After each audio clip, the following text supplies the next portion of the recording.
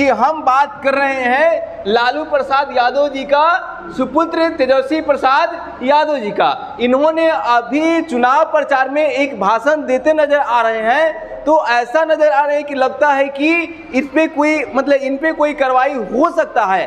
क्या बोलते नजर आ रहे हैं कि मोदी जी के बारे में 10 साल में किस तरह से झूठ बोले हैं मोदी जी, वह आप भी थोड़ा सा सुन करके एनालिसिस जरूर कीजिएगा। और हाँ, इसका जवाब मनीष कश्यप बखूबी दे रहे हैं कि नहीं, मोदी जी ने झूठ नहीं बोले हैं। देखिए किस तरह से मनीष कश्यप और तेजस्वी यादव में दोनों में विवाद चल रहा है। तो एक अलग अलग स्टेज से मोदी जी ने 10 साल इतना झूठ बोला है, इतना झूठ बोला कि गोबर को भी हलवा बना दिया। मोदी जी झूठ बोलने के फैक्ट्री हैं, मैन्युफैक्चरर हैं, होलसेलर हैं, डिस्ट्रीब्यूटर हैं। देखिए दोस्तों कि बोलते नजर आ रहे हैं कि मोदी जी झूठ बोलने का मैन्युफैक्चरर है, होलसेलर है और बोलते आ रहे हैं, ठीक ना। और काम इनका देखिए मोदी जी के अंदाज में बखूबी कहते नजर आ रहे हैं तेजस्वी प्रसाद यादव जी। वह क्या है वो भी सुन लीजिए। 2014 में आए थे आप लोगों के बीच, उन्होंने बोला था भाइयों बहनों मोदी आएगा तो अच्छे दिन लाएगा, भाइयों बहनों मोदी आएगा तो साल में 2 करोड़ नौकरी देगा, भाइयों बहनों मोदी आएगा तो महंगाई खत्म कर देगा, भाइयों बहनों मोदी आएगा तो काला धन लेकर के आएगा और हर एक के खाते में 15-15 लाख रुपया डालेगा। 14 खत्म हुआ, आया 19 में पुलवामा हुआ, सब लोग देश का सेंटिमेंट उधर जुड़ा। 19 में आके बोलते हैं कि भाइयों बहनों मोदी आएगा तो गरीबी खत्म कर देगा, मोदी आएगा तो हर किसान का आय को दुगुना कर देगा, मोदी आएगा तो सबका पक्का मकान बना देगा। बोले थे कि नहीं बोले थे? मतलब 10 साल में इतना झूठ बोले कि 24 में झूठ बोलने के लिए कुछ रह ही नहीं गया। बोले थे 19 में कि बिहार को विशेष राज्य का दर्जा देंगे, विशेष पैकेज देंगे।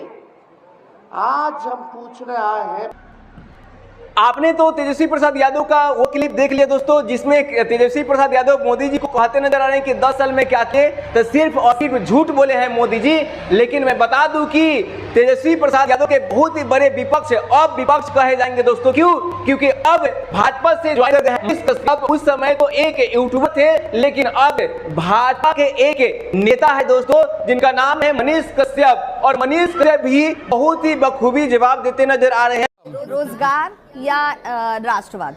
रोजगार और राष्ट्रवाद दोनों। राष्ट्रवाद है तो रोजगार आएगा ही आएगा, एकदम 100% आएगा। और रोजगार जो है राष्ट्रवादी लोग ही देते हैं, तो रोजगार और राष्ट्रवाद दोनों चलेगा। भूखे पेट भजन कब तक होगा? अब भूखे पेट क्यों? मतलब कि कौन भूखा है आप बताइए। नहीं तो आप सिलेंडर पर कुछ नहीं बोल रहे हैं, कैसे महंगाई पर कुछ नहीं बोल रहे हैं। मतलब कि आप जो नहीं आप कंपेयर कीजिए। देखिए इलॉजिकली बातें नहीं होना चाहिए, लॉजिकली बातें होना चाहिए। विपक्ष जो है इलॉजिकली बातें करता है। आप कंपेयर कीजिए 2004 से 2014 के वो 10 साल का पीरियड और फिर 2014 से 2024 का वो 10 साल का पीरियड। जब ये 10 साल का और 10 साल का पीरियड जब कंपेयर करेंगे, आप जैसे कांग्रेसी लोग क्या करते हैं कि 2014 का गैस का प्राइस दिखाते हैं और 2024 का। आप वो ऐसे मत दिखाइए, आप 2004 के गैस का प्राइस दिखाइए, फिर 2014। ये 10 साल जो है मनमोहन सिंह का कार्यकाल हो जाएगा, और फिर 2014 से 2024 ये 10 साल जो है मोदी जी के कार्यकाल हो जाएगा। तो परसेंटेज ऑफ इंक्रीमेंट जो है प्राइस का जो है आपको पता चलेगा मनमोहन सिंह के कार्यकाल में ज्यादा हुआ था। पेट्रोल और डीजल जो है 2004 में जो है शायद से 38 या 40 रुपए के आसपास था, और हाइक हुआ तो शायद से 75 या 78 रुपया के आसपास, 75 या 78 रुपया के या 82 रुपया के आसपास। मतलब मेरी जानकारी आप लोग क्लियर कर सकते हैं। हाँ ठीक है। मोदी जी के कार्यकाल में 78 से मिला और 100 तक गया। तो आप जब कंपेयर करेंगे तो नरेंद्र मोदी जी के कार्यकाल में प्राइस हाइक जो है कम हुआ और उनके कार्यकाल में प्राइस हाइक ज्यादा हुआ। और सिलेंडर की बात आपने किया है, पहले लोग साइकिल खरीदने में अपने आप को जो है समझते थे कि साइकिल नहीं खरीद पाऊंगा, कहां से खरीद पाऊंगा। आज जो है कोई साइकिल पे चढ़ना नहीं चाहता है, कोई भी साइकिल पे चढ़ना नहीं चाहता। मजबूरी में कुछ लोग चढ़ रहे हैं, ये बात सत्य है, मैं झुठला नहीं रहा। लेकिन उस समय साइकिल खरीदने में लोगों का हालत खराब हो जाता था। आज जो है मोटरसाइकिल, वो भी बुलेट पे लोग चढ़ रहे हैं। तो ये बात सत्य है कि महंगाई बढ़ी है, इस बात को मानता हूं, लेकिन कांग्रेस के तुलना में वो महंगाई बहुत कम बढ़ी है और महंगाई आगे भी बढ़ेगी। ऐसा नहीं है नहीं बढ़ेगी, वो अमेरिका में भी बढ़ेगी। आप कंपेयर कर रहे हैं, आपने अपने अंदर से 3 छवि दिखा दी है। हाँ। महंगाई बढ़ी है, मनीष कश्यप बोल रहे हैं। हाँ।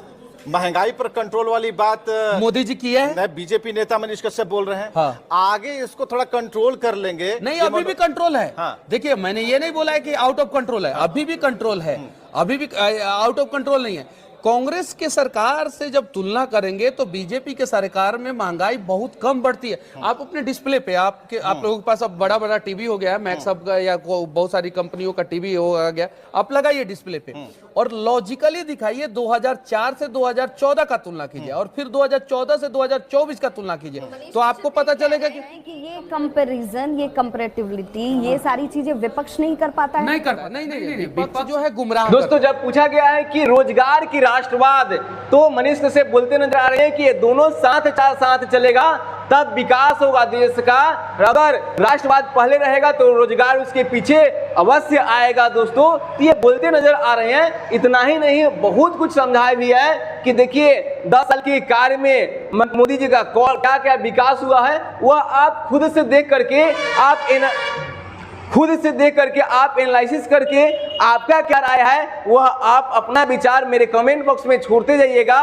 और आप भी एक युवा वोटर हैं तो आपका भी एनालिसिस करना और देश के प्रति जागरूक होना, वोट के प्रति जागरूक होना, नेता क्या बोल रहे हैं, किसको वोट दिया है, वह एनालिसिस करना आपका एक धर्म के साथ कर्म भी होता है। दोस्तों, तो इसलिए आप सही एक नेता चुनना आपका एक धर्म भी यह है। सब कोई जानता है कि वोट का कीमत क्या होता है। तो आपका एनालिसिस क्या रहेगा उसका मैं इंतजार अपना कमेंट बॉक्स में करूंगा।